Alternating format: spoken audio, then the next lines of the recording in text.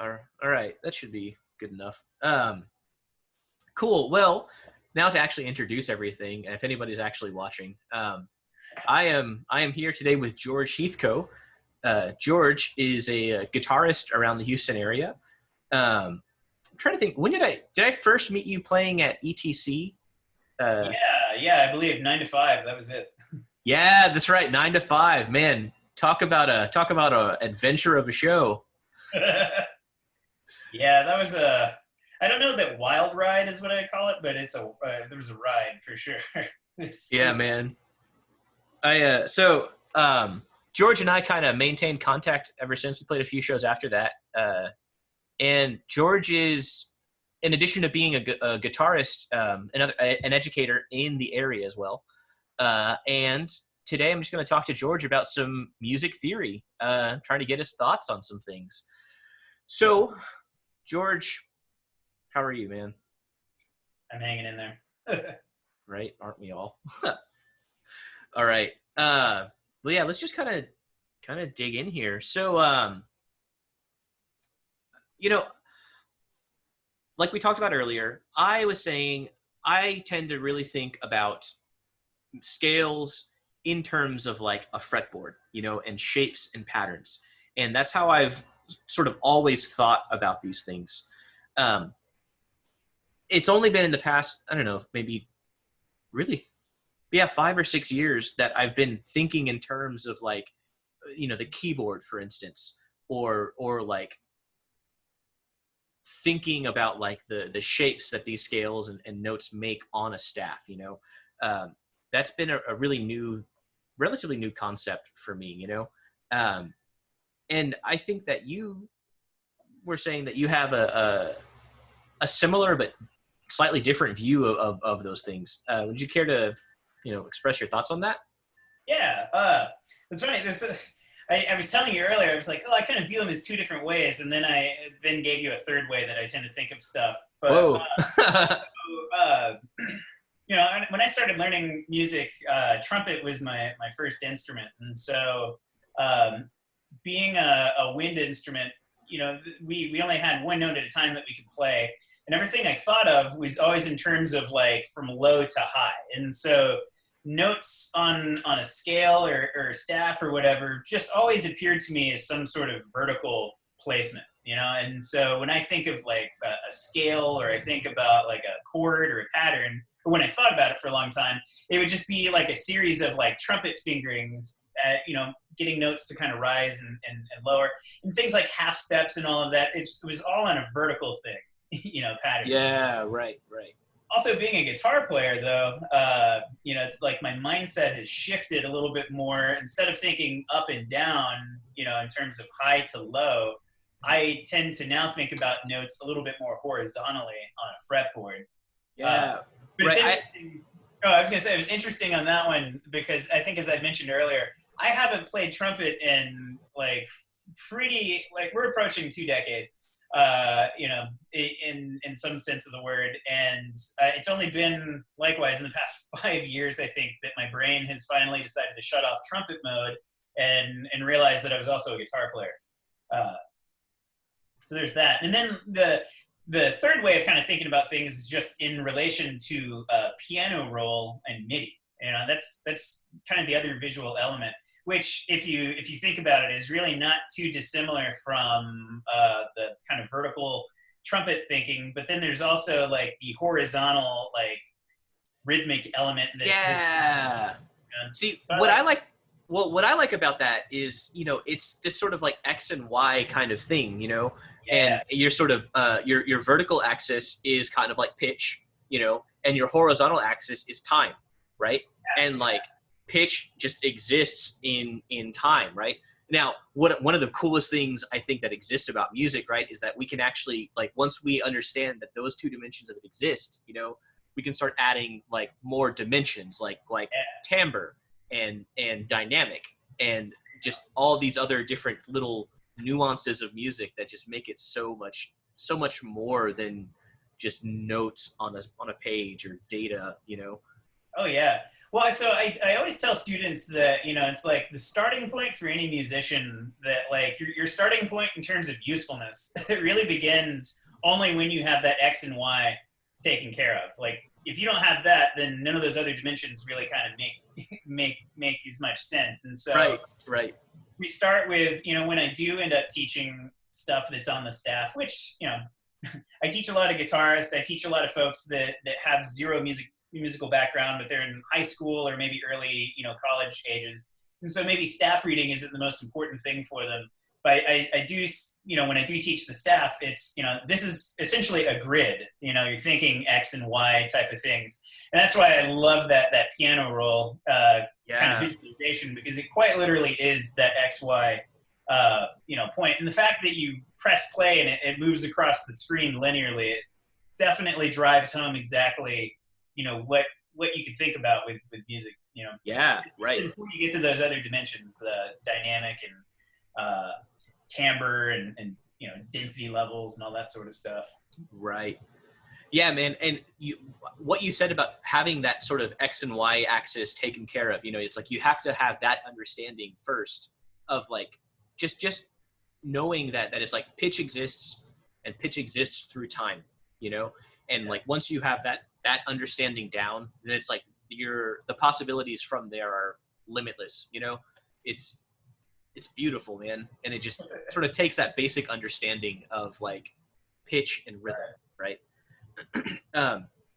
So, I mean, speaking of like pitch and rhythm and whatnot, these are just ways of organizing sort of all this sound, right? Rhythm is how we organize it in time, I want to talk a little bit about just like scales and patterns, right? And now I mentioned earlier that I always thought of scales like on a fretboard when I was first learning this stuff.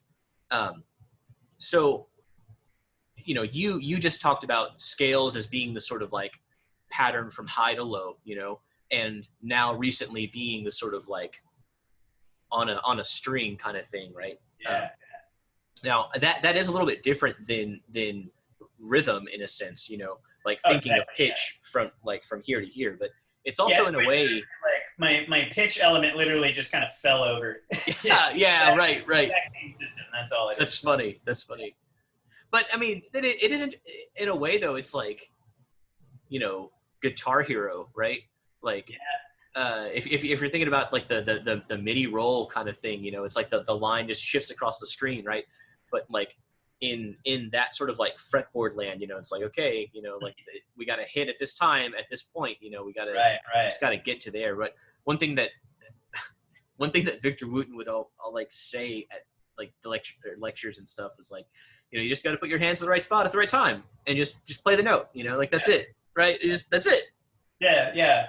Just play the right sound at the right time, and you'll get hired. It's great. That's it, right? Exactly. And it's like, man, at the end of the day, it's like that really is kind of it, right?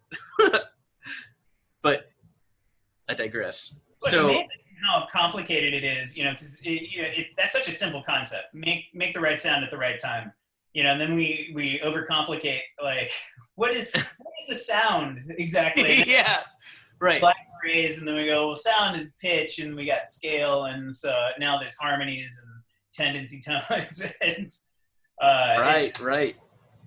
So all of these different things, though, it's like, okay, once we establish the fact that we have a sound, right, and it can move, like we can play sound in time, well, we can organize that sound, right? So, we've organized sound in scales. We have all these different ways of thinking about scales, right? You have like solfege, for instance, do, re, mi, fa, sol, la, ti, do, right? Mm-hmm. Same thing as, C, D, E, F, G, A, B, C, right? Or any other major collection of scales or major scale collection on a note, right. And once you like can organize scales in that pattern, like, well, they're just things that sort of appear naturally in that scale. For instance, like the leading tone, right, of a scale. It has this tendency to sort of go up, take us back to the tonic note. But there are other tendency tones in that scale. I think one of the more interesting ones is like fa, for instance. There's a really cool, I think, relationship between mi and fa, Now, just so what are sort of your thoughts, I guess, on these tendency tones? I this is a concept that I've actually been revisiting. It's something I learned really early on and then just kind of never thought about for a while. Yeah. And in the course of doing these talks, someone brought it up, and like I was like, oh yeah, that's right, man, I forgot about that. And so like I've just kind of been revisiting this idea now. Anyway, so like what are your thoughts on that sort of stuff? They're kind of jumbled, so bear with me here. But Yeah. I kind of feel like, so tendency tones to me is just all about, within a scale, how are you mitigating the half steps? And whether we're talking about a major scale, a minor scale, or let's just say like Lydian mode, or Dorian mode, or any kind of like modal type of thing, all we're really talking about is just changing the placement of the half steps, of a scale. And that's ultimately that's kind of how we utilize them, at least in a lot of Western harmony. It's just those half steps. And so the tendency tones, and just understanding them, is just really understanding within a key or within a structure, like where are we going to place those half steps within this key, and then off of those half steps, how are those going to actually give us the sound of our scale? And so if we take like the major scale, for instance, the half steps, you're saying T and Fa. Well, it's like, cool. T moves up. There's that like rising kind of feel that gives you. That's the tendency of that half step. The other half step is a sinking feeling, And so understanding that like tendency, like essentially gives, I think what I mentioned to you, gravitational pull or magnetism within a scale. And it kind of allows you to figure out like where in the scale does it really want to shift towards, to where it feels most resolute, And so thinking about it as just an ever-changing rising or lowering of half step, like that's my concept of tendency tones. Like things will tend towards their natural gravitational pull. Right. So, those are tendency tones kind of in a major scale, right? Now, Sure. one thing that I've talked about my class a lot is the quality of like a major scale. It's a major scale, right? It has a major quality to it. Yeah. And the third is really important in sort of determining that quality. Now, one thing that I think is really interesting about this is that in the major scale, right, Fa has a tendency to want to go down to Mi, right? Mm-hmm. And this exists more. I mean, it sort of exists in that minor mode, but like this really has a strong pull for that major scale, that major sound. And like T, that leading tone, wanting to go back up to Do, that's really important also, man. And something that is really, I think, integral for just young musicians to understand is that the concept of like a key signature, that collection of notes and harmony inside of that notes, is that like each of these different tones in the scale, right, has a tendency, right? And we can create harmony based on those different tones, right? So for instance, the idea of a triad, right? A triad being 3 notes, right? Specifically 3 notes, sort of where you skip one note, right? You have a note, skip a note, add the next note, right? So in a C major setting, you get the note C, skip a note, E, skip a note, and then G, right? So you get a triad, a collection of 3 notes. Now, my class has been arpeggiating these triads, and that essentially is a tonic chord, right? Do you ever talk about the sort of names of the scale degrees, right? Like tonic, supertonic, mediant, that sort of thing? Mediant and all that. I'll get into that for the most part. I think I then focus mostly on like the leading tone. I'll focus on the dominant pitch and then tonic pitch, like mediant, submediant, or supertonic, subdominant. Subdominant I'll get into because I think that's useful for when it does eventually. Right. I would like to point out that my class, we call it the predominant, but it has multiple names, you know, like subdominant is a very valid, it's a valid name for that because it is the subdominant, right? It's one below dominant, right? It is just like 2 is the supertonic, right? It is 1 above tonic. So that's sort of like where these names come from. And, you know, I think it's really interesting how different theory book and different theorists just have different names all for the same idea, right? Well, think about subdominant. Like if you think about like what the median actually is, the median is on the like in between the 1 and the 5, right? And so it's kind of the above side. Right. The 4 is actually a fifth below, right? Right. And so that submedian and subdominant is kind of thinking about things like just on opposite ends of, you know. Of right. Like you're sort of talking about that those 2 like tetrachords that are kind of like smashed together. Yeah. We've talked a little bit about that in my class. I think that's a really cool way of thinking about it also, like the 2 sort of interlocking tetrachords, you know, and that creates your like spectrum of pitch basically. It's a really cool way of like organizing all of this stuff, you know. Something I think is, I guess, as like a maybe just a symptomatic topic of all of this is like, you know, being able to organize like pitch in terms of like these 12 tones, you know. I think that's just kind of phenomenal in a way. But like, you know, having just this standardized system that it's like, okay, like that, like we get these 12, right? And you create music based on these 12 pitches, you know, and they're all equally spaced, right? I don't know. It's a really interesting thing, man. Like one of the last lectures that I sort of, not lecture, but talks that I had, you know, we talked about like microtonal organizations of like scales and stuff. And it was like, this is like really interesting, but so many caveats to that. Same thing with the 12-tone thing. You know, it's like I got really into Paul Hindemith's writings for a while. Oh, yeah.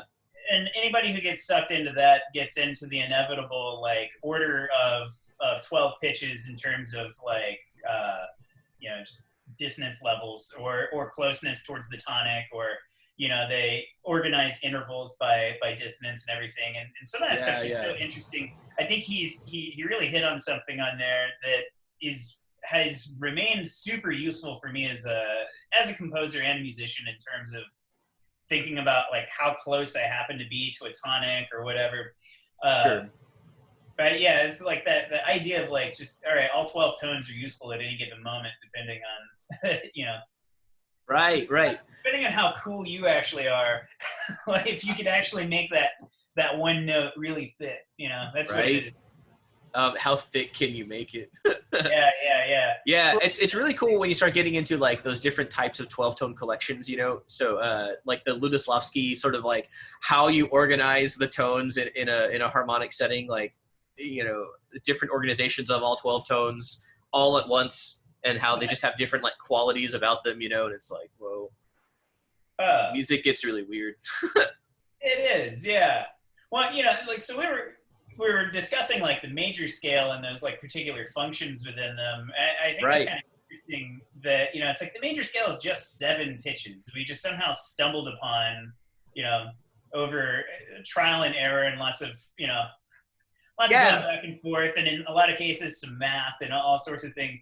But it's amazing that within that 7-note structure, you have kind of the basis for how you would work with all 12 pitches based off of those tendency tones, right? Like where you place your half steps. We've talked about all these things, you know, in relation to the major scale, but, you know, as soon as you throw a minor scale out there, Fa going to May is going to have a different feel. But then we have Lay going down to So.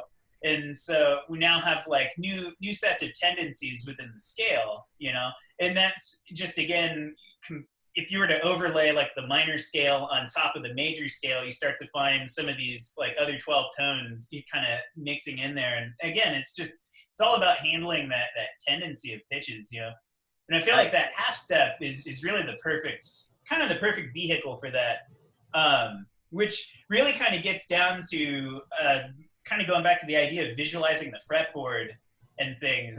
Or looking at a piano roll, or even just Yeah. thinking about notes, in terms of relative highness or lowness.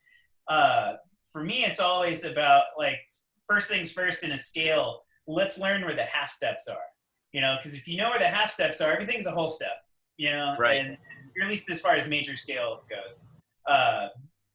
Figure out these half steps, find out how far the half steps are actually apart from each other. Fa and mi is a really good half step, and like how many steps away from T to do if you ascend, how many steps from T to do if you descend, and kind of visualizing it that way, either on the neck. I tried on a keyboard. It's funny, is like keyboards actually kind of take away some of my abilities to really see half steps really carefully. Go figure. Yeah, I I can't know, play right? for shit, and so like, Yeah, man. so so that's just never as good. But the piano roll, on the other hand, equalizes everything for me. And so again, just seeing that half step connection and going, okay, that's how tendencies work within a scale. If all I had were fa and mi and ti and do to work with as just my four notes in general, what kind of creations and things could you end up making? And it's amazing to see, like, okay, we can still make melodic structures that way, depending on how you settle on any one of those given notes. Right. That probably, I guess, Fa, Mi, and T, right? That's an 016 collection, right? Yeah. No. Yeah. No. Oh, Shane, you're asking stuff right now that I haven't done in years, so I'm not gonna answer definitively on any. Right. That's nod my head, and then someone down in the comment section will blast us later. Yeah, I know, right? That's just whoa. Like I was just thinking. Yeah, I don't know. Anyway, I'm not gonna worry about that. So it's interesting though that like these solfege patterns, they sort of like direct us in a way. They take us to certain tones. Me, like you said, me, I feel like wants to go to re. It wants to pull down in a way. Yeah. I feel like the tendency of the minor scale in general wants to pull down. All of it wants to go down. Whereas like the major, you have that pull between the down. Fa wants to go down and T wants to ascend. Right. And you start to get to these other forms of it. Like the harmonic and melodic minor scales. So in harmonic minor, you get that sort of this weird push and pull in the wrong place, or like with like the wrong sound. Yeah. And to me, it creates this really sort of like loss, longing kind of sound. It's I guess harkening back to that sort of doctrine of affects kind of idea of just this, like, it's so just sad. I feel like, Yeah, and especially you're saying minor has that feel of going down. It's like that interval of longing is the descending half step type of feel, and that's why a lot of times that scale gets used. Right. The mixing of those things, you get to melodic minor, is interesting. That like the way to produce like the actual like rising kind of feeling of stuff is to make it major, essentially. Yeah, right. Major scale, but with still that minor third. And so interesting bit of again of tendencies. Right. So I've been asking my students to basically sing these scales, like one of the things they have to do, which they should be doing. So they definitely should have an idea of what these things sound like, at this point. So yeah, right, Vernon? Are you married? Oh man, I wish there was a kid named Vernon in my class. That would be amazing.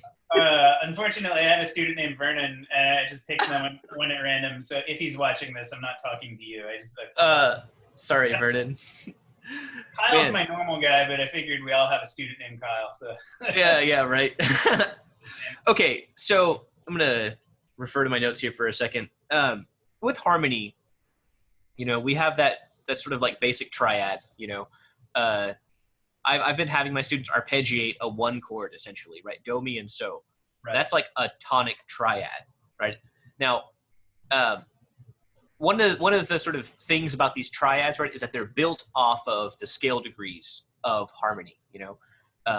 we were talking a little bit earlier about tonic, supertonic, mediant, subdominant, right? Dominant. Whoa. Submediant, leading tone, tonic. There we go. Sort of had a subdominant moment. I was like, whoa, is it subdominant and predominant? But so we have these names, right? And we can essentially build triads off of each of these scale degrees, right? So once we've learned how to arpeggiate these chords, we can basically do that with every note in the sort of scale, in the major scale, and definitely in the minor scales as well. Now, these tendencies, right, they sort of exist in these harmonies that come out of these scales, right? So the very first thing we have to talk about, and sort of the most important, I think, tendency of all of these, is that the triad built on Do sort of acts as like a home, right? It is the starting, right? It is the starting point. And that triad supports this idea of like home. And I don't really have any other words to describe that sort of that feeling. It's the sun of the solar system. At least when I teach it, that's how I think about it. Like, that's our gravitational pull that we kind of, every other chord or every other note has a certain revolution, and sometimes those, revolution's not the word. They have certain orbits. Sometimes orbits cross each other, and that's where like functions might change on particular things. But at the end of the day, they all gravitate towards that, or around that one center, right? Yeah, that's a really interesting way of thinking about it. Yeah. So yeah, that's the sun. I like that. That tonic chord, that tonic triad. That is our sun. And everything else just orbits around that point. That's a great way of thinking about it. But colors everything else too, because I mean, like, having that one tonic chord, it's just the presence of that tonic chord itself gives everything else. It's.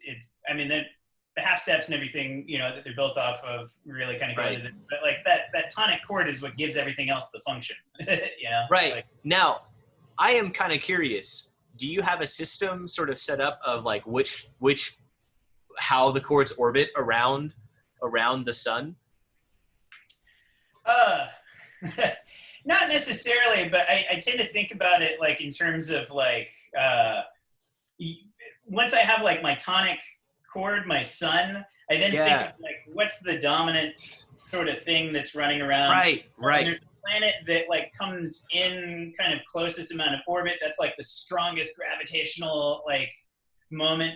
And you and I were talking before you actually hit record. I was kind of saying that sometimes I don't think of things in terms of just chords. I don't always start with chords. I think of things from a melodic point of view. And the reason I do that is because I think typically, like, just because a chord might be built off of a certain scale degree doesn't mean that that chord is taking on that scale degree's tendency.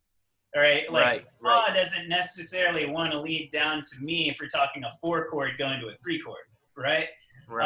But the particular fa pitch still wants to lead down to like a mi pitch, or the T pitch wants to lead up to a do pitch somewhere. And so I start to think of like different chords as having different like size of like your dominant chord being something that just ultimately feels it's got the dominant pitch and the leading tone pitch, and so its gravitational pull is strongest towards that sun, or like fa has or the 4 chord has fa in there, but it maybe wants to also kind of lead to other places, or sometimes it wants to come back to tonic. I'm saying that was one that like is situational. Sometimes it's a predominant chord, sometimes it acts as like a means of prolonging the tonic, in some sense. Right. So yeah, I tend to think about it more in terms of what's actually building up the chord, kind of. No, that makes sense. That makes sense. So, okay. I really like this concept though of like how the different harmonies kind of like move around the sun, and they sort of just orbit this like one harmony, and sometimes they, like you said, they intersect with one another. Right. Because so the way that I always approach harmony is that we set up, there are three types of harmony, right? There is tonic, right? There is predominant, and then there is dominant, right? Tonic, predominant, dominant. And these different motions, or these different harmonies, they sort of all move in a certain way to one another, right? I have like a fancy little chart that I hand out to my students about like tonics always move to one of these things, right? And one of these things always moves to one of these things, and always moves to one of these things, so on and so forth, right? You get this like circular motion of stuff, right? So, in a way, it's like I see how we can relate this idea of like an orbit of harmony, because like again, everything seems to be based off of this tonic triad, right? Do, mi, and so, or 1, 3, and 5, right? So I think that there are certain types of harmonies that are more prevalent than others, for instance, like a tonic triad, right? That is extremely important, right? Because that is home base, that is your sun, right? And we can see that these other harmonies that exist kind of around this tonic triad, right? We can kind of like lead to them in certain ways, So I think that first off, the predominant and dominant triads are also really important to talk about. Sure. We have a tonic triad that's built off of do, mi, and so, right? A triad is 1, 3, and 5 in this sense, but one collection of 3 notes, right? So you get like a chord, right? Now, we can apply the same idea to the 4 and the 5 of our major scale, right? So in these two chords, they both sort of lay out predominant and dominant functions, right? Yeah. So I think it's really interesting that we get fa and so, right? So if we take a triad based on fa, the intervals we get are fa, la, and do, right? So inside of that 4 chord, we get a tonic note, right? Yes. Yeah. Which I think that's really important, right? And one thing that you said earlier is that 4 can kind of also, it's kind of like 1 sometimes, and like it's also a perfect interval, right? From the 1, right? It is a perfect fourth away from 1. So the fourth, the interval of a fourth inherently has no quality, right? So it sort of kind of stands to reason that it exists in a slightly kind of limbo place. It doesn't really have a draw. It can kind of go back to 1, right? Or it can go to somewhere else, Well, so like thinking about tendency tones for a moment. So fa itself being a tendency tone maybe wants to lead down to mi. And so when you have a 4 chord, predominant chord, if it's not actually functioning as predominant, right? Like that fa wants to tend to move back down to mi. But where I think it works really well as a predominant chord is actually it's because you have do in the chord. And do is going to briefly move down to T when you go to your 5 chord, right? When you go to the dominant. And then right. He wants to come straight on back to do. And so if you're thinking about the chord in terms of its functionality, it's like taking those individual pitches and going, okay, here's, if it's acting like as some sort of prolongation of the tonic, it's like we're making use of just holding on to the tonic pitch so we hear it is really important. And then we're playing off of fa going to mi. Well, when fa moves to mi, you keep your tonic pitch, keep do in place. Well, now you've created a 1 chord, essentially. Right. And so I tend to then break down chords down to like, what are the absolutely functional notes within a chord or functional pitches? Because triads, what's actually kind of interesting about them, it's like we have 3 pitches, but you know, you don't need all three pitches at any given moment to ever really have that particular harmony being implied or played, right? Right. So for your tonic triad, what are the two pitches you really need? We just need do and you need mi, right? For your really, it's your fa chord. Honestly, I think having like, sorry, your four chord. We're throwing all this shit back and forth. Right. Having your four chord, I mean, it's a fa chord, you know. yeah, you got your fa and your do are really the two operative notes. I mean, you kind of want to have la somewhere in there to kind of help give it its quality, but I think it's really going to be, what are you going to do between fa and do that's going to really kind of operatively make this chord do what it needs to do.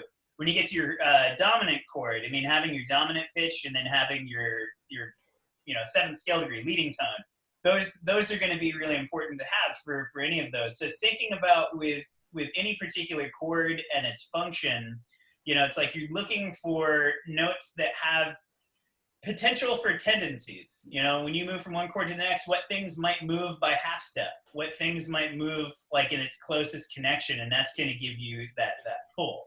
Because when you think about really like what's making predominant move to your dominant and then what's making dominant move back, I mean, that's all we're literally doing is just like those little half steps are turning, and that's another way of visualizing it for me. I just think about like, all right, what was low is now going to move up, what was high is now going to move down, and it's just turning the half steps from one chord to the next. Right. That's at least how I visualize it. And so again, kind of looking at those triads, it's like we have the 1, the 3, and the 5. We do have the 4, 6, 1, and 5, 7, and 2, but within each of those, like, what do those pitches really want to do at any given moment? And it's always situational. It's like your 5 chord, again, you still move to tonic functions even when you don't go back to a 1 chord, even when you go back to your 6 chord, for instance, right? You're still going back to a tonic functioning chord because you're still going back to do and mi, right? Or right.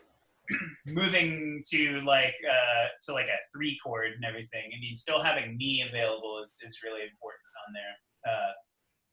I think you're absolutely right, man. Because like so mi, in a sense, right? Because in a tonic chord, mi kind of acts like T does in that dominant chord, right? That sort of that so T re chord, right? Yeah. So mi has this tendency in a tonic chord to want to move up to fa, right? In some capacity, it wants to go to fa. So we start to get into this idea of voice leading, right? So what you said earlier is that in terms of having a harmony, right, you need at least 2 notes to have a harmony, right? So you can have do and mi, right? And with 2 notes, you get more sounds, right? So more sounds means you sort of have more textures and a way to kind of work with at that point also. So with 2 voices, we can now start to apply rules of harmony in a way, right? We can give these sort of tendency tones more importance in a way, right? So right, one of the most pleasing ways to move chords, I think, in general, is probably in thirds, right? So if you have do and mi, right, together, and they move to re and fa, right, for instance, right? You have a major third moving to a minor third, right? That's a gorgeous sound, right? And it can be used very effectively, and we have just different ways of moving these types of harmonies, right? So, for instance, what if we had do, right, and we have a mi, right? We have do and mi, right? And instead of we want mi to move up to fa, right? Because that's what mi does best, right? It likes to move to fa, right? But do can pretty much go anywhere it wants to, right? Because it's a tonic chord, right? It can kind of go anywhere. So like, what if you move it? What if it steps down? What if it steps down to T, right? And then you get that sweet interval of T and fa. Yeah. You get T and fa, which is really fun because I mean that's both tendencies. It's like doubling the amount of like gravitational pull on that chord. That's like It has to. When you resolve that chord incorrectly, everybody feels it. Like, yeah, they Right, don't know right. why. You know, people might not know why that was a dissatisfactory, chord resolution, but like that they feel it because those tendencies just don't happen. You set up that expectation and then fail to deliver. Right, right. um, Uh, it, but of it course, is one of the most like displeasing feelings, you know. It's like uh, no one wants to be there. Just in a very just a poorly resolved chord. It's just. and we've all written it, and we've all written it and then just like mentally justified this action as like an artistic decision that Right. Oh you man. have to understand the mode, man. That's just the mode. It's just the way the mode worked out. I was feeling it. It just because we are unresolved beings. You don't get my concept. It's art, bro. You just don't get it. There it is. Yeah, that's what you mentioned. So you mentioned fa and t, and so fa and t now opens up the possibility of a different type of dominant chord. Now we're kind of dealing with really just the triad built off of the seven, and so simple diminished triad, and then fa and t's resolution get you like almost a stronger resolution than so and t would give. Even though fa and t just by themselves aren't explicitly the dominant triad, Right. which is kind of interesting.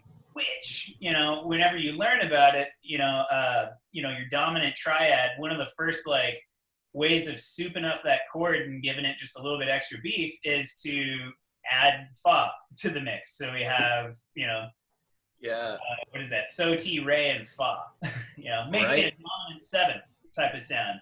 And in essence, all we're doing, and this is again kind of thinking about shapes. You're a jazz bass player, or a bass player. I don't know if jazz bassist is the thing that you define yourself as, but I see you as one. Yeah, I tend to think of just like chords as especially large stacks of chords. All it is just different triad settings on top of each other. And so when we get a dominant seventh chord, it literally is just a dominant triad with like your leading tone triad just kind of stacked. Yeah. Right. Yeah. You just sort of like they just exist like this, Yeah. Basically, or I guess really in this case, I guess it is. Yeah, it is there. Right. We. This, by the way, this is how we're going to identify ourselves in public. Music theorists. How do How do I do this? Whoa. There we go. No. The 3. gang sign that we've ever come up with. Whatever. I'll figure it out later. East side dominance, man. Right. So, that was a concept actually that sort of blew my mind the first time I learned about it. That the diminished 7 chord was kind of the same. It's just part of a 5 chord, right? It just is like an extra. I like what you just said. It's just sort of like tacked on there, like stapled to it. That's all it is. Yeah. Yeah. It's just and it really makes like tonal harmony easy to think about once you just start to understand that all these harmonies that we talk about are they're stacks of thirds, just interlocking stacks of thirds.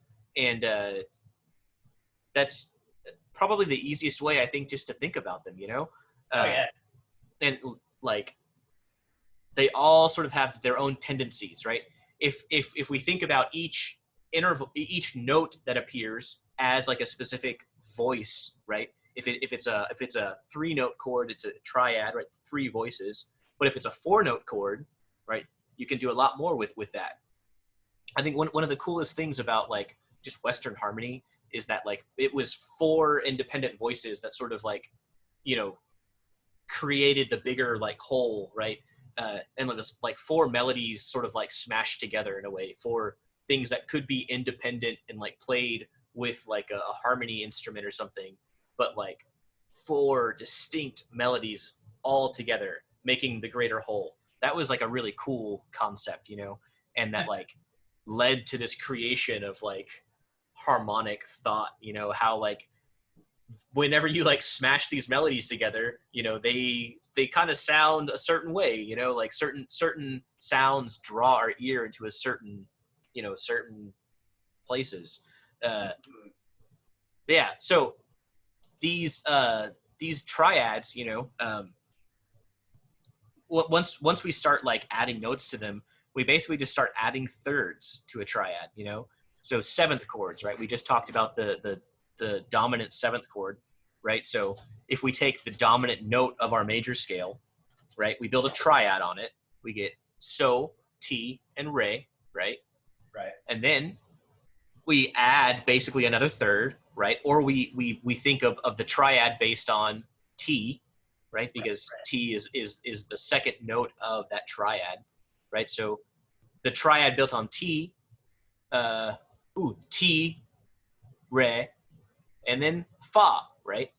Yeah. So we get that tendency tone, right? We talked about that way back at the beginning, right? Fa is that tendency tone, right? Right. Yeah. It has a tendency to want to go down to mi. So like we get this chord with just this nasty tension, and it's so amazing. The amazingness on that is the fact that it works so well, and that it's managed. Like, we haven't really found a better system than that. Yeah, right. And it's hundreds of years later. Exactly. Like, that's what's kind of interesting. Like, I do a lot more like pop music now than I do classical music, for sure. Just being an electric guitarist. But one of the things I've gotten really into lately has been a lot more like gospel playing, and it's amazing just the use of just dominant, like seventh type chords, or just these dominant structures. Even in that music, which to me, when I first started getting into it, I felt like I was stepping into an upper level music theory class. Just chords being substituted out for other chords, and just like superimposing this on top of there, and like we don't call these moves. These are progressions. We call them moves. We're moving from here to here, and it's like, oh, that's so weird. Then I like take a look at it, and it's like, oh, all we're doing is just taking the same basic, function of like, this is a dominant function resolving to like kind of a tonic function in that moment. Right. Just extrapolating just within huge progressions, just different areas of tonic, dominant tonic,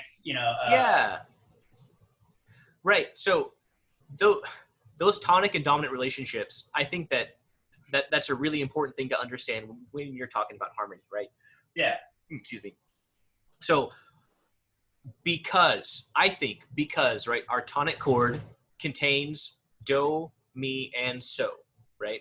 It contains the tonic, the mediant, and the dominant, right? In that sort of tone center. Because it contains that dominant note, right? So, so it inherently like can go back to itself in a way, right? Because it has the dominant note, right? Sure. And the reason I think that so is considered a dominant sort of sound is it sounds so right when you move it, when so moves up to do in like that bass motion, but because the triad itself is built to have the leading tone in it, right? So the triad itself of so, right? So sort of can go down to do or up to do, right? But like if you have so, ti, and then finally re, right? Ti and re themselves, they want to pull down to do, right? Re kind of, I feel like, wants to go down in a way in that context, right? Of so against re, right? Because they sort of want to inherently move against each other, right? I think so moving up to do, re moving down to do, right? And ti moving up to do, right? I think all of that sort of it just makes our ear want to go to that spot, Right. And it's interesting. They all kind of want to just resolve right on back to that tonic pitch again. And then, of course, if you're cool, you throw in that fa in there.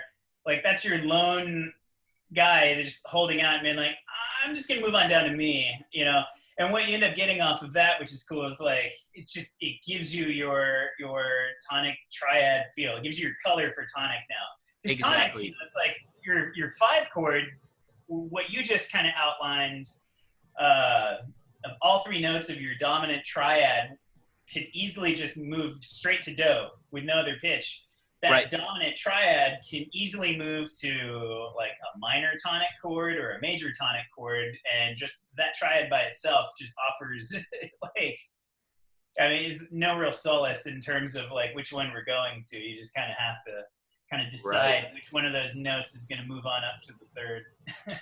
Yeah.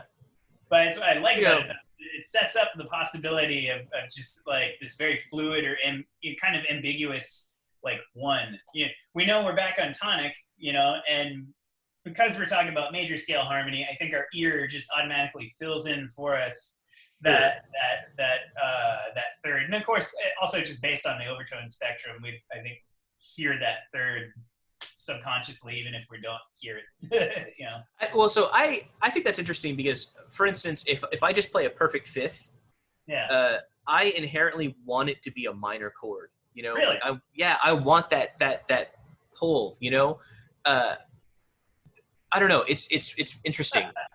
That is super interesting to me because I almost hear it exactly the opposite. Where I think if I hear perfect fifth, my ear almost naturally just like throws in the third somewhere, major third. Yeah. That's weird. What sort of weird conditioning did you have as a? Yeah, I know, right? I don't know. I really got into music through rock and roll, so I blame like Primus and like System of a Down. Whoops. It's kind of like, if you're thinking Primus, then I hear that perfect fifth, and what my ear naturally wants to do is throw a tritone in there somewhere. Yeah, I know, right? Somebody like just slapping the back of a whale or something. Exactly. Yeah, talking about Jerry, his race car. Yeah. All this is just kind of interesting, though. Just the way we tend to like think about just movement of pitches. It goes back to the idea, like we're talking triadic movement, but I think so much of this, can easily just be talked about from purely a melodic standpoint, Yeah, even if you had a single voice, that's, I think, why melody is kind of one of the things we all naturally gravitate towards anyways, and a lot of times, like, just a single melody, I think just inherently, it elicits, a lot of these kind of tendency tone expectations. It kind of throws out all of these possibilities for harmonies, even if they're not there. We just hear the single melody kind of moving, right? Our ears maybe naturally add in certain sounds and certain things. And that might not be exactly what the composer had in mind. Maybe once the composer adds a second voice to it, now a whole new set of relationships happen. And that's why I was thinking tendency tones themselves or individual notes in a chord, I mean, it's all situational depending on like what came before it, to where, it's not really until you have melodic movement that, I keep coming back to this like predominant or subdominant chord, the four chord thing.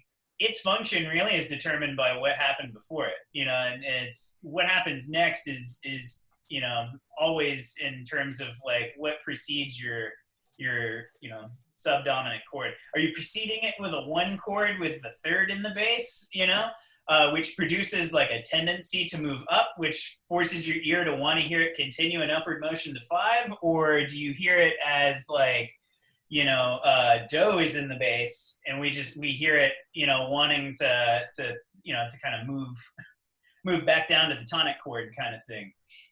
Right. So I mean that kind of brings us into this idea of like function of these different tones and like and the function that they have in different voices, right? So when we're talking about just Western harmony in general, we usually get four voices to work with, right? We sort of call that the bass, the tenor, the alto, and the soprano from lowest to highest, right?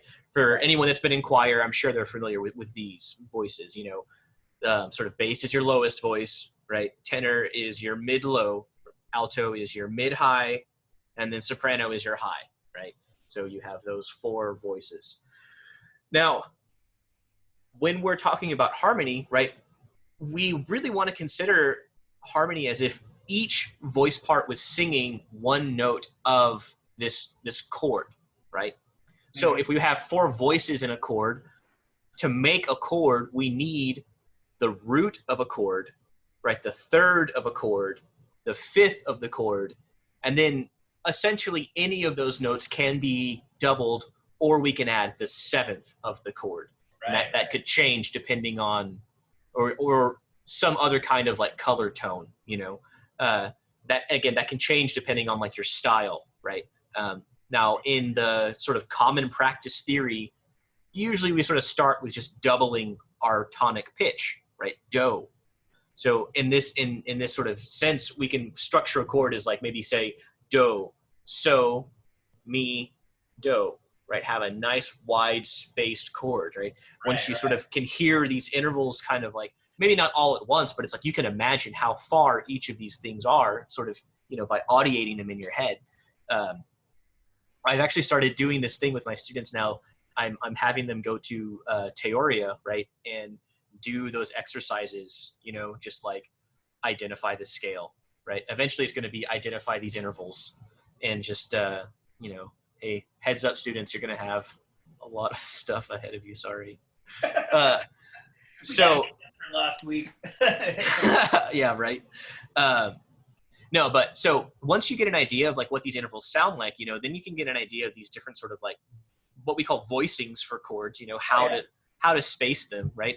But really a lot of it just comes from just like playing them, like play the chord, play it on a piano or a guitar, or like even just like on your MIDI controller, set it up in your DAW, and there are so many ways to go about this in sort of like modern music making, but once we establish this like tonic triad, right, the do, the mi, and the so, right, and we get that final voice do, we have to consider sort of where all of those voices can or want to move to, again, I feel like mi tends to want to go to fa in some respect, right? So where we voice that chord, it really sort of matters, or where we voice that note in the chord. Now, the cool thing about these triads is that even in a four voice structure, it's still a triad. Yeah. Right?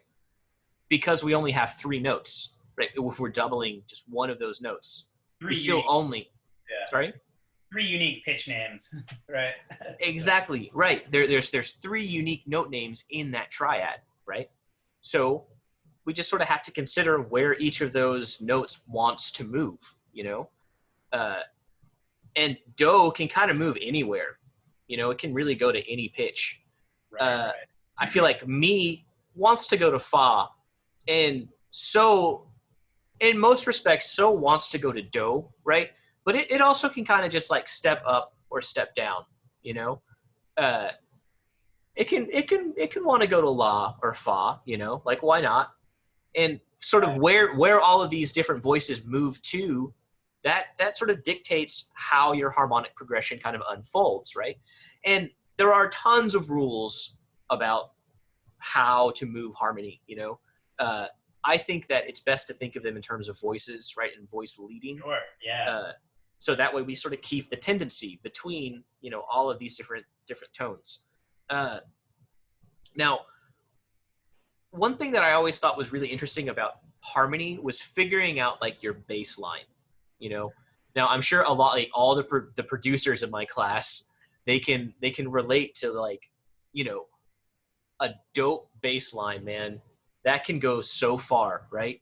And then like the harmony that you do on top of that, that can be, once you understand the principles of harmony, right, it's like that can like almost be anything, once you have that sweet bass line, right? So one of the things that I've been thinking about approaching this, topic, I guess, is actually talking about, functional harmony and like just some common bass lines, if we're starting at 1, right, then a common bass line from there is the, 6, 2, 5, right? Yeah. We don't even go to 4 in that context, right? But it's a really commonly known chord progression, actually, that 1, 6, 2, 5, or even 1, 6, 4, 5, right? Right. So, we start to give all of these tones of that initial major scale a function now, right? All of these tones have a function when they appear in our bass line, right? And where our bass line moves sort of dictates how we perceive the function of each of those chords. Sure. Yeah. So I think the bass line is extremely important. I'm also a bass player, right? I think that where the bass line moves, that dictates so much about how the harmony like just sounds and just feels overall. I 1,000% agree on that one. I tend to teach, so I tend to teach things from like a two-voice perspective almost always. Even when I'm just directing an ensemble, I try to make the ensemble make sure that they're constantly aware of what's happening in your outer voices, what's happening on the top voice, which is typically the melody that we all hear, kind of stand out the most as being kind of like the tune, maybe, the vocal line or whatever. And I say like the bass line, and you have to know what the bass player is doing, kind of listening to that, because the bass player is essentially laying out all of your functions, or at least laying out, like, again, the perception of function in there. Right. In a pop music standpoint, like obviously things have their exceptions all over the place, but yeah, that bass line and the functionality of that is just, I don't know. You have to be able to write a good bass line. Your bass line needs to be every bit as catchy and cool as whatever happening in the soprano line, I think. Yeah. Well, it's something about those extreme voices, like the extremes are like really important in like any given harmony, and like when you're sort of thinking about harmony also, we tend to, when I'm thinking, like when I was taught, I guess, how to think about all these things, I was taught from like a standpoint of thinking about it melodically, and so singing it was really important, right? So being able to sing like a bass line that I was playing, or sing like a vocal line, or sing melodies in my sight singing classes, and being able to put them together with other students, right? I think that those experiences were extremely important in understanding this concept of harmony, right? And something that I am really trying to figure out is how to get my class to feel what it's like to move in harmony with somebody, Yeah. Yeah, I don't know quite know what to do yet. I still feel so much of that just really depends so much on just getting individual voices to move in the directions they need to move, individual lines. To me, it's kind of where it comes back to. I mean, you can think about it in terms of moving in harmony, but I don't know. When I think about it, how I actually listen to music and perceive music, it's almost never from a vertical standpoint. I think at any given moment, I may be thinking, oh, that's a cool chord, or that's a cool sound. But that cool chord or cool sound is only cool because of the context that everything before or afterwards has put it in, Right. Jumping way ahead in the theory textbook here, if we start adding in things like Neapolitan chords or like the, augmented sixth type chords, they're only as useful as what happens before and afterwards, and that sort of thing. And so when it comes to like singing in harmony or playing in harmony, I think it always has to be driven by the melodic element. What are you doing, with your actual voice that you're singing? And especially if you're singing it, I mean, it's just singing it with confidence, Right. Not relying on everybody else around you to try to sing your voice. You have to know exactly where your voice is, what that note is that you're supposed to sing, make sure it's, mostly in tune. And then when you hear everyone else around you, then you can kind of contextualize it a little bit better. Yeah, man, that's one of the struggles right now also, is that like, not everyone has like a keyboard instrument that they can utilize, or like a guitar or something, so I've been like pointing students to online resources. It's like, okay, use like there's like ways to, make your QWERTY keyboard into like this sort of keyboard, and like you can at least get pitch, right? And so it's like, at least like check your pitch and stuff, so there's a book that when I was trying to get into graduate studies, again, I think I mentioned to you, I just got really into Hindemith for a while. Yeah. Elementary training for musicians. If you've never had the opportunity to find yourself to feel very inadequate, 3 chapters in and a book labeled elementary chanting. That's the one right there. And what I like about it is there's a ton of exercises that's all about just good independent work. So something that's kind of typical of that book might be taking something like a melody that you already know. Take a children's tune. Take like Frere Jacques or Row Your Boat or like Mary Had a Little Lamb or something. And literally like play one voice on the piano while singing a different voice, kind of in connection with it. I'm not going to embarrass myself by trying it in front of you. Oh, right? man, no. But the idea here is that you're, if you're wanting them to really kind of get a good idea for singing in harmony with one another, I mean, it's just, you've got one melody that you're playing that's fixed, and you can hear it as fixed. Its tuning is not going to be variable, hopefully. Right. As in tune. And then you're singing, maybe coming up with your own bass line, coming up with your own kind of melody underneath. Maybe not even thinking about it like it's a bass line, just thinking about it like it's just a second melody. It's two voices. Obviously, one's going to be higher than the other. And so kind of coming from that approach, singing it, and again, I almost always try to make students sing through solfege, because solfege to me is just always just, I see it as functionality. Even though it might not necessarily always translate to everybody's function. But if I think fa, I know fa goes to me in terms of tendencies. I just understand it better that way. But if I'm playing a melody out on the keyboard and then singing my newly composed bass line, or vice versa, playing my newly composed bass line but singing the tune I already know, really well, that can often really get your ears just really adjusted to those vertical harmonies, but then also hearing the tendencies just within the horizontal movement of the melody. You start to intuit like directions for melodies after just the experience of hearing what melodies can do, along one another, right? And so forcing yourself to just, as a individual, do two voice things, that's always, I think, beneficial. Going back to Guitarland, like thinking about like the fretboard, doing things where you're actually practicing the melody in like, on the strings 1 through 3 on guitar, for instance, and then tackling just the bass notes or bass lines in, on your top 3 strings, 4, 5, and 6. To me, that's a really great way of understanding the harmony of the tune. And all you're doing is just breaking things down to just very bare bones level things. And that's like, we're talking about creating chords and kind of starting from that standpoint. But if you think about it, maybe from like the standpoint of a lot of people, when they start learning music on a formal level, like maybe at a college, maybe already had opportunities of learning how to play even just basic chord shapes, or basic things, in general. Maybe they know how to read, lead sheets, out of like the real book or something, maybe not, but some people might at least know, like, okay, I know that there's a melody there and then it says a chord on top of it. Cool. I'm going to play whatever bass note, is either the root of that chord, or if it's a slash chord, I'm going to find that, that new, bottom note.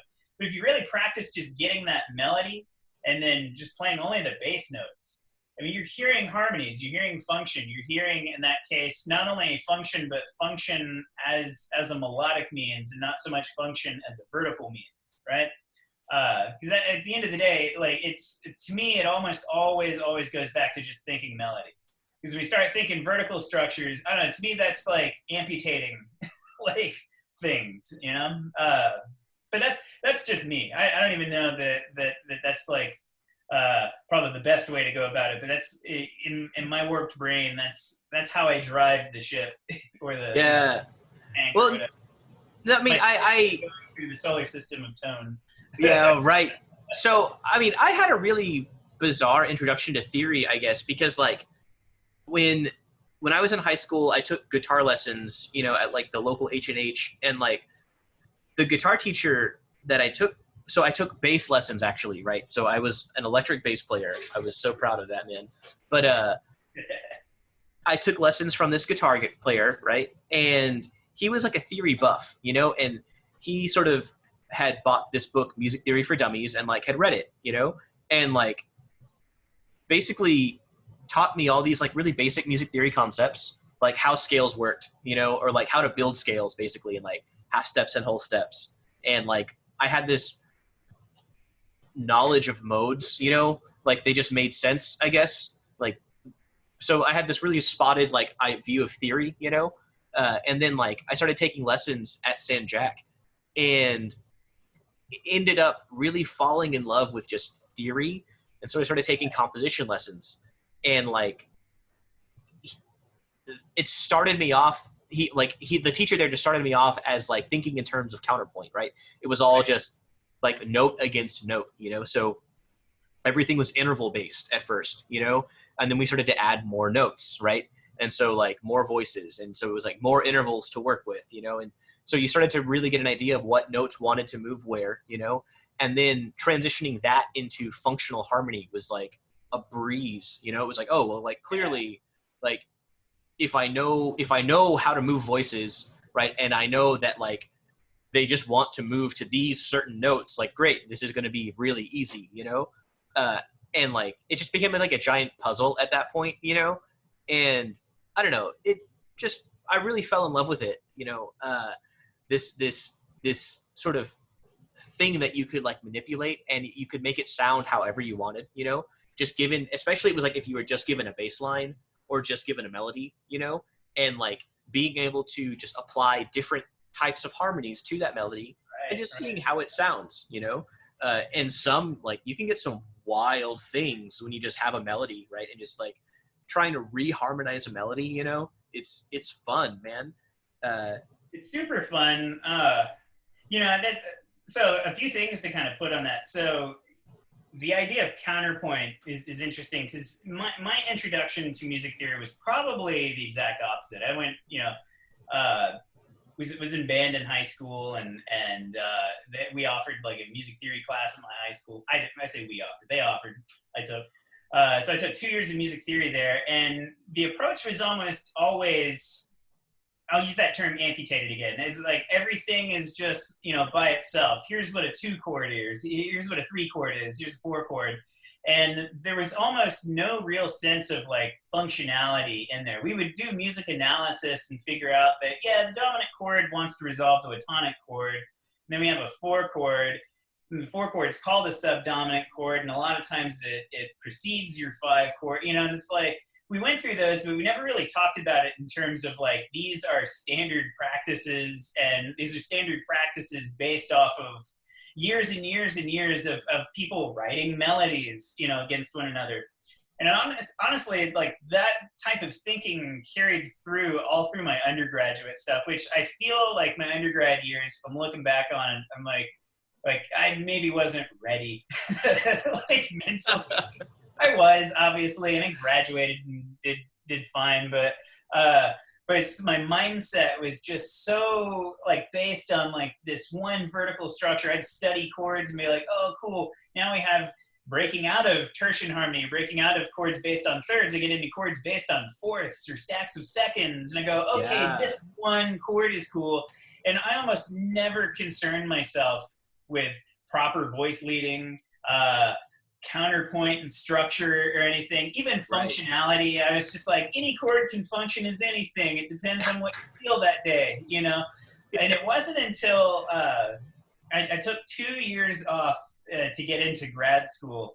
And under that time, I don't know what it was. I think I like picked up this like biography on Nadia Boulanger, and just realizing how much she taught about like, you know, just counterpoint. I go, okay, counterpoint needs to be a thing I absorb. I spent 2 years just absolutely just any text or anything I could find, I just went into it. And it really wasn't until I was studying 16th century counterpoint. That is where I really started to get a good foundational idea for voice leading practices, even functional harmony, even though 16th century counterpoint has very little or nothing to do with what we think of today as functional harmony. You know, it's like the idea of tendencies, the idea of like tension and release, and above all, the idea of voices moving in harmony. You know, and it's funny because we call it counterpoint, which is essentially point to point, note to note, right? but counterpoint is so much more than that. It's really melody against melody. Whereas like my old composition teacher, first composition teacher I had, just said it's two melodies that sound bitchin' together. Yeah, right. And you know, it's like thinking about it on those lines, like they have to make sense melodically in order for it to really make sense harmonically. If that makes sense. Like if the melody itself is just this jacked up organization of this, like this pitch can go up here and for lack of better things, this one's going down here and I'm just going to throw it here. If there's no real sense of linear connection from one to the next, to me, that's going to throw your harmonies off completely. I mean, you can have a 1 chord going to a 4 chord going to a 5 chord, but when they're all mixed up like that, those chords are not going to have that same type of like real sense of like togetherness and movement. They're going to feel like just, all right, that's a 1 chord on a test. Hear this next chord. What is it? That sounds like a 4 chord. Okay. You're like, and it's, again, it's the idea of just amputating something. It's just, it's disembodied chords, you know? And it's that melodic movement that if you can like pen and craft a really fantastic melody, you know, and then go underneath it and, man, even if you don't know what your functions are at this point, come up with another melody. Sounds cool about it. Fly blind. You know, start from there. I think that's always kind of like an interesting take on this. But then when you go back and you go, okay, what are some of these rules? Okay, tendency tones, right? Like if I get to my 7th, you know, that leading tone, where am I taking it? Am I descending through a line so it makes sense for 7 to go down to 6? Cool. Am I doing any line in which the 7th is just present? Probably needs to go back up to 1 somewhere, right? If you get, you know, onto that 4, depending on your direction, does that 4 want to actually move down to 3? Or are you coming from 3, so 4 actually now wants to go to 5, you know? And so, like, if you can find, like, it's almost like riffs, you know, to be honest with you. If you find like these very specific connections that happen, they're like cliches, little cliche patterns in melodies that whenever you see mi to fa, so is probably going to be next. Or whenever you see do going down to la, it's a huge chance that fa is going to be next. So that's like, you know, do, la, fa. So, you know, you hear that connection and like, that's a riff. Learn that riff. We all fucking know how to play Iron Man. You know, we all know yeah, right. Smoke on the water. And so I think when you're learning harmony, man, you really need to know, you know, do, mi, fa, so. You need to know that riff, right? Because that riff is going to present certain tendencies in which other melodies on top are going to be able to you know, structure against or lay against nicely. Yeah. But it's all melodic patterns and melodic shapes, which then goes straight on back to thinking about the fretboard going across, you know? You see these little like shapes that you make that are like, this is a melodic shape. I'm not a jazz musician. I pretend to be one a lot. I spend a lot of time practicing it. I tell my students, you know, that I'm not a jazz musician, but I'll always say we for this one. You know, we practice a lot of like enclosures, you know, which is nothing more than a melodic device of having like a pitch and then you're just literally surrounding that pitch stepwise, either above, go below, and then back to the pitch or something. But, you know, we, even in improvisation, are just always working on creating melodic structures that are going to operate against any other melodic structure or any other harmonic structure. I mean, even you as a jazz bass player, I would imagine melody is probably a much bigger role in your life than just thinking. I mean, obviously we're constantly thinking. You know, yeah. So, I mean, you know, the whole concept of like playing against the melody is kind of like the whole point of playing jazz bass. You know, it sets up that sort of like harmonic structure. You know, like we play the important notes, right? But like how we get there like really matters. You know. And so like crafting these melodic lines against a melody that's happening, you know, or like these sort of like pseudo melodic grooves, you know, that sort of like lead into different chord changes and things, you know, it's super important as a rhythm player in general, you know, like to understand how these harmonies move and like when you should accent certain things and like what you should actually accent and whatnot. It's important just to like be able to hear these things and to like know them, and it comes with practice. You just have to like be exposed to it for Oh, sure. Yeah. just long enough, I guess. So, voice leading clearly like has a huge impact on the way we hear harmony. And I just want to talk about a couple quick, or just, some common harmony things, Sure. So we definitely talked about how like, the dominant chord wants to go to 1, so to me, we have 3 basic functions of harmony. We have a tonic, a predominant, and a dominant function. Right. All 3 of those. And essentially, we have chords that sit inside of those harmonies, right? So our tonic harmonies are basically a 1 and a 6. And if we really look at them, they share a lot of the same tones, which is kind of why they're both tonic harmonies, right? Do, mi, so is our tonic chord, but our 6th chord is la, do, mi, right? So they share those 2 chords, So we can kind of apply this like 7th chord idea to it as well if we want to get real fancy. Sure. And then in our predominant, we get a 2 and a 4, right? And again, those share the same chords, kind of under the same principles, or the same notes, right?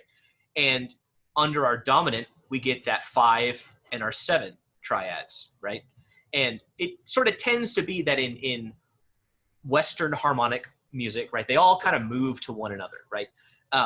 So with these triads, right, we really get just function overall. And I guess the last thing really that I want to talk about here is, these chords, they all tend to function in certain ways, right? And why do they want to move to one another? Like why can do move anywhere, right? Why does the predominant want to move to fa, right? Overall, why does it want to move to so? Sorry, why does the dominant want to move back to tonic? Just real quick, see if we can talk about that. I know it's a big thing. For the life of me, I couldn't really give you a good reason why so ever really wants to move back to do, other than thinking about it in terms of like an overtone spectrum. It's just that like perfect fifth kind of element, that perfect fifth, of do up to so sounds like it's all part of the same do structure. Yeah. So like in my mind, I feel like that's why those are there. That's why that one exists. Within the rest of dominant, why dominant wants to move, then it becomes other tendencies, like T is in there. T wants to go back to do, right? Within those, I start to think, okay, so again, it's just about like thinking about I'm broken record here, the melodic aspect of handling your tendency tones, right? So you were talking about super quick now, like voice leading. So you're talking about like voicings in general, right? You have those pitches. So the thing that I've always taught, and the things that I've always kind of learned, and just in terms of my own practice, I found this to just be a good general rule. Don't double your tendency tones, right? Because once you double tendency tones, you've now got multiple iterations of that same tendency happening, and it just overwhelms the chord. Let's get away from my space analogy for a moment. Think about food. Nobody wants too much salt in their food. Nobody wants too much paprika in their meal. Nobody wants too much spice. And so our tendency tones are usually the more spicy notes of a word anyways. Or they're not the spicy notes. They're the notes that really kind of are foundational things. We want too much, don't want too much. But once you get past like the tendency tones, the rest is all about moving them maximally smooth. What's the least amount of effort, the least amount of distance from one note to the next you can get, smallest amount of half steps in terms of moving from note to note. Like that tends to be kind of like the voice leading like principle that I don't know, it handles and serves me well pretty much. But no, that makes sense. I know that was sort of like a loaded question. I just wanted to see how you dealt with it, because I know I would have no answer to it. I'm gonna squirm squirm around a little bit, on there. Right. It's a lot like grad school in a way, going through those like that final like audition thing. What did they call it? Not the jury. I don't remember. I don't even remember what they called it now. Yeah. Just like all the diagnostic stuff. What did they call it at Texas State? They're probably called the same thing everywhere. I'm like a good number of years outside of that now. Yeah, whatever. I'm finding as a grown-up musician, I'm with not trying to. It sounds really bad me telling you this. Who's teaching a college class? I'm finding that I'm having to break old habits that school kind of embedded in me, and I feel like habits, even though it was good education and that I learned a lot, I feel it's things that have kind of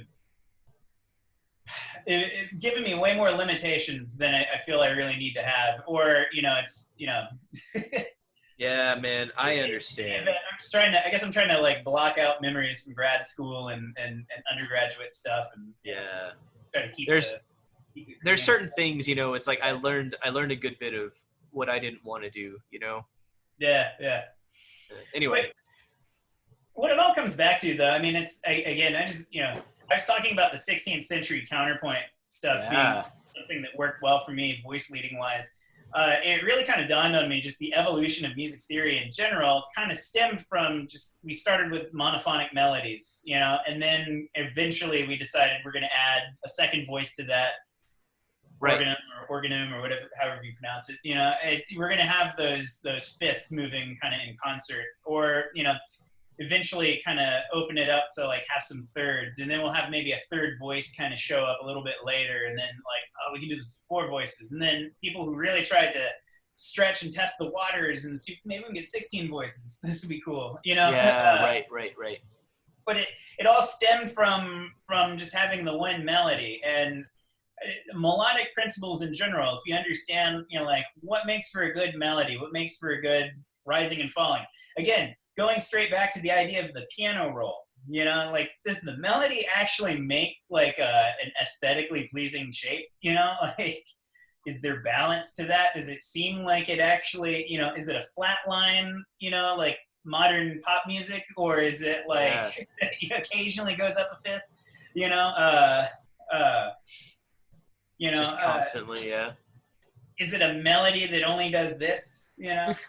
All of your melodies tend to do that. Like that's, it's like that piano roll really kind of gives me a good visualization for like what's happening melodically. I could actually visually see it's too much of this shape. I need to vary this up, or like that's why that chord's not working. I have one note here and it jumps up to here, and then it comes way back low, and I can see just, I'm not making good melodies. My inner voices don't make good melodies. My outer voices don't make good melodies. I can't sing them and feel proud. Right. Yeah. That's a big deal actually. Is like, if you can sing all the parts, just like on your own, like chances are you've written like a good little chord progression, right? And some parts are going to sound kind of lame just because it's not going to be as cool as maybe the other parts. But sure. But in terms of, when I say lame, I mean like really when I say lame, I just mean it's slightly less interesting because you're hanging out on the same note for maybe more often than you are for your upper or lower voice. Right. As a guitar player, something that's been a really fun challenge for me is going back and just playing Bach chorales, just 4-voice chorales. Yeah.